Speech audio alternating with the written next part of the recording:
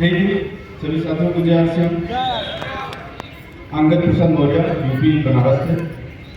और साथियों, जैसा कि आरसीएम में आते तो हर व्यक्ति का इतना संघर्ष होता है, कहानी होती है और हर लोगों की कहानी है, क्योंकि दूसरे जगहों पे, बड़े जगहों पे खास व्यक्ति और खास बन जाते हैं, लेकिन आरसीएम के जगह पे देखा गया है 90% लोग आम से खास बनते हैं। यानी उनका जो जिंदगी होता है वो गरीबी से जूझा रहता है, अभाव भरी जिंदगी से जिए होते हैं, बहुत सारे जिंदगी के में कमियों को महसूस किए होते हैं। और ऐसे लोग जब शिखर पे पहुंचते हैं तो साथियों उनकी कहानी पढ़ने लायक होती कि नहीं होती? और लोगों की कहानियां सुनते होंगे तो आपको भी लगता होगा कि मेरी भी कहानी तो मिलती जुलती है, मेरे जिंदगी में भी ऐसा दर्द रहा, ऐसा भाव रहा, और मैं भी एक दिन उस जगह पे पहुंचूंगा तो अपनी कहानी को शेयर करूंगा।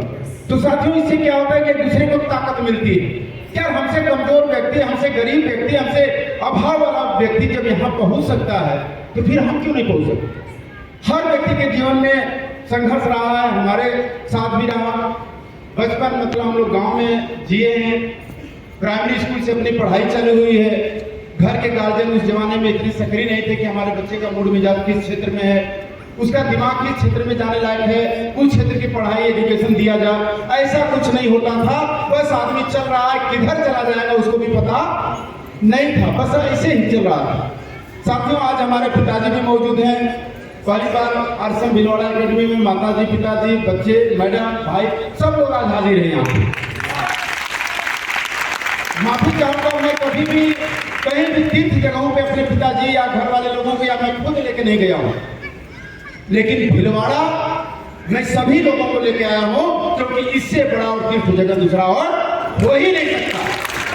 जहाँ पे सब कुछ जिंदगियां बदलती हो, जहाँ पे आदमी जीरो से हीरो बनता हो, फर्श से शिखर तक जाता हो, बताइए उससे बड़ा और तीर्थ जगह और क्या हो सकता है?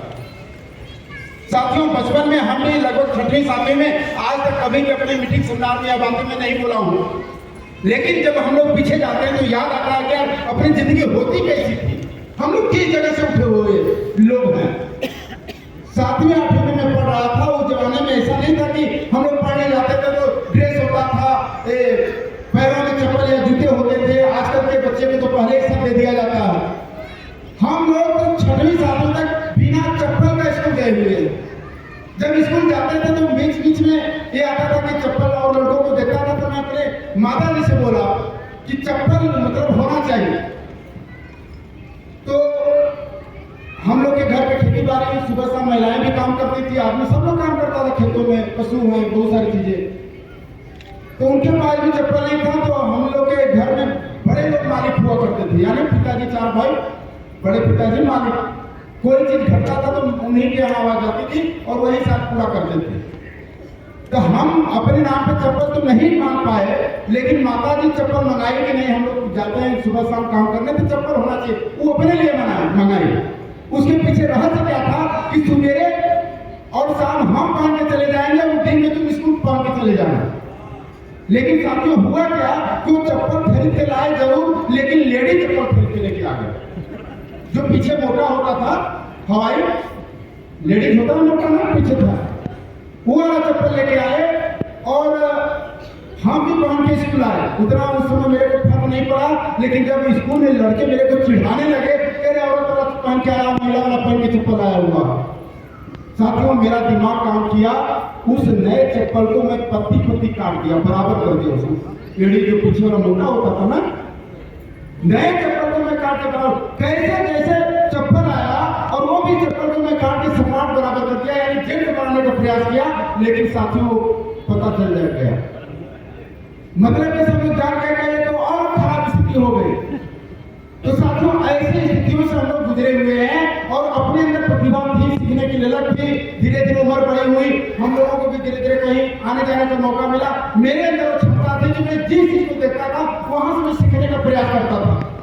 सर्कस में देखने गया, सर्कस में वो गेंद उछालते हैं 3-4 गेंद एक साथ में, मेरे को बहुत प्रभावित किया कि नहीं यार, हमें भी मतलब ये मौका मिले तो हम भी सीखे। लेकिन ना उस समय ट्रेनिंग का, ना कोई गार्जियन सीनियर, ना गेंद थी, लेकिन इच्छा जगह कि ना हम गेंद 3-4 एक साथ उछालेंगे। साथियों, मैं ईटा फोड़ के उसको रगड़ रगड़ के गोले का आकार दिया और 3 गेंद तैयार किया और 3 गेट से मैं प्रैक्टिस करने लगा और कई बार लोग मेरे वीडियो में देखे होंगे 3-4 गेट उछालते हुए देखे नहीं देखे मेरे साथ में। तो वहां से आज बहुत सारे मैं हारमोनियम गांव में ढोलक हारमोनियम बजाते थे, लोग प्रोग्राम करते थे, मैं बैठा था घंटों बिता देता था, इसलिए कि बीच में जब बैठ करेंगे तो अंगुली हल्का से पिंड से दबा देंगे। घंटों इंतजार हम लोग करते थे, तो धीरे से जब मौका मिलता था तो दबा देते पिंड सवाल भगा देते थे लोग। लेकिन इच्छा तक है कि हमें सीखना है। साथियों, जब मैं अपने दम पे हुआ मैं हारमोनियम खरीदा, मेरे पास आज हारमोनियम है, कई लोग मेरे को हारमोनियम बजाते हुए भी देखे होंगे।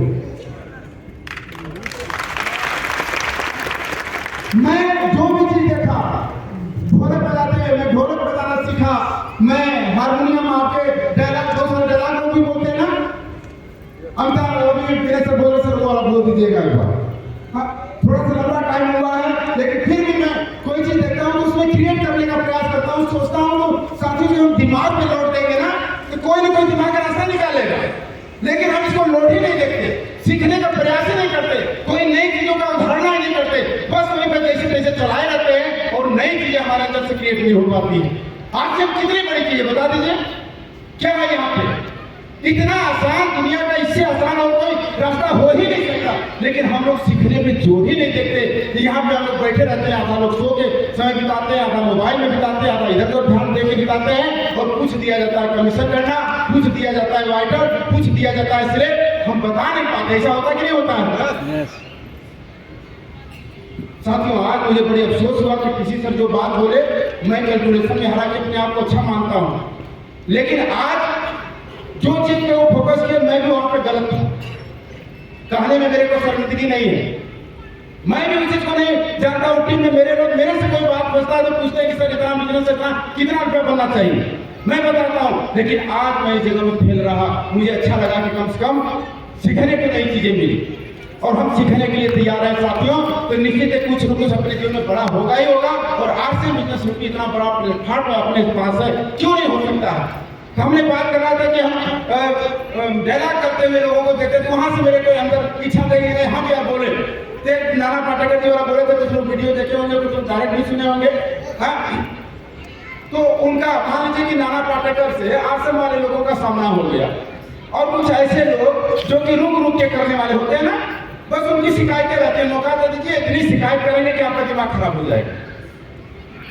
तो ऐसे लोग भी नाना पाटेकर साहब के पास चले गए। अब शिकायतकार है, ऊपर वाले का दोस्त, भगवान का दोस्त, अपलाइन का दोस्त, नीचे वाले का दोस्त, प्रोडक्ट का दोस्त, कंपनी का सीधा गाय जा रहा है। अब नाना पाटेकर साहब अपने उग्र रूप में आ गए, जानते ही हैं। तो उग्र रूप में आ गए तो कैसे ऊपर वाला भी ऊपर से देखता होगा तो उसे शर्म आती होगी, सोचता होगा कि हमने खूबसूरत चीज बनाई थी इंसान, नीचे देखा तो सब मेरे गाड़ी के नारे लगाते हुए फिर रहे, मुझे 10,000 की नौकरी दे दो, 5,000 रुपये रखो, 15,000 का गुलाम बना लो। अरे उन्होंने गुलाम बनाने के लिए भेजा होता तो 2 हाथ और 2 पैर और लगा दिया होता, जाते किसी के दरवाजे पर 3 घंटे हम जाकर के चिल्लाते रहते। लेकिन ऊपर वाले ने ऐसा नहीं किया, खूबसूरत शरीर और ऊपर से दिमाग लगा के भेजा कि जाओ जाओ इस दुनिया के सबसे खूबसूरत प्राणी हो, जाओ अपने दम पर अपनी जिंदगी जियो। लेकिन हमने क्या किया? लोगों के सामने हाथ फैलाने का काम किया, दिन भर चिल्लाने का काम किया, जो सोचा वो हासिल नहीं कर पाया, और ज्यादा करके अपने समय को बर्बाद किया।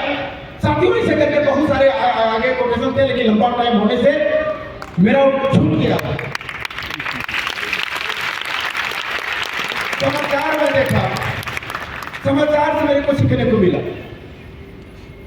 नमस्कार, दैनिक भारतीय विज्ञापन प्रसारण का मैं मनोरंजन केंद्र से बोल रहा हूँ।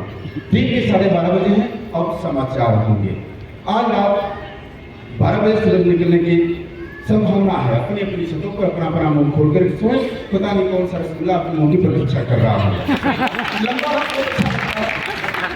बहुत सारे साथियों सीखने को मिला, और हम सभी लोग चाहें तो निश्चित है कि यहाँ पे ऐतिहासिक काम कर सकते हैं। क्या रेडी हैं? क्या भाई, एक एक्टर कितना नवाजुद्दीन सिद्दीकी का हम लोग सुनते हैं तो धक्के खा रहा है, साथ धक्के खा रहा, रोज प्रैक्टिस कर रहा, रोज सीख रहा, फिर भी कोई नहीं पूछ रहा।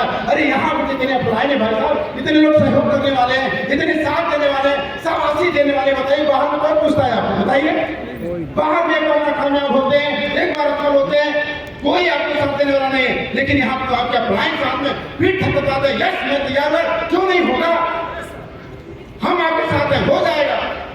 सोचिए क्यों नहीं हम कर सके थे। रेडी है? तो साथियों अभी हम लोग के साथ आने जा रहे हैं, आ चुके हैं आदरणीय श्री अभिषेक सर, जो कि नेक्स्ट जनरेशन है और उनकी लीडरशिप बहुत ही जबरदस्त और शानदार होती है। आप सब लोग जो अपने बाहर घूम रहे हैं उनको एक बार आमंत्रित कर लीजिए, इस हाल में बैठा लीजिए। और अगला जो हमारा एक घंटा होगा साथियों, ये हमारे जीवन का लाइफ चेंजिंग होगा। आरसे में आगे बढ़ने का एक बहुत बड़ा जरिया मिलने वाला है। बहुत बहुत धन्यवाद। जय आरसे। Thank you.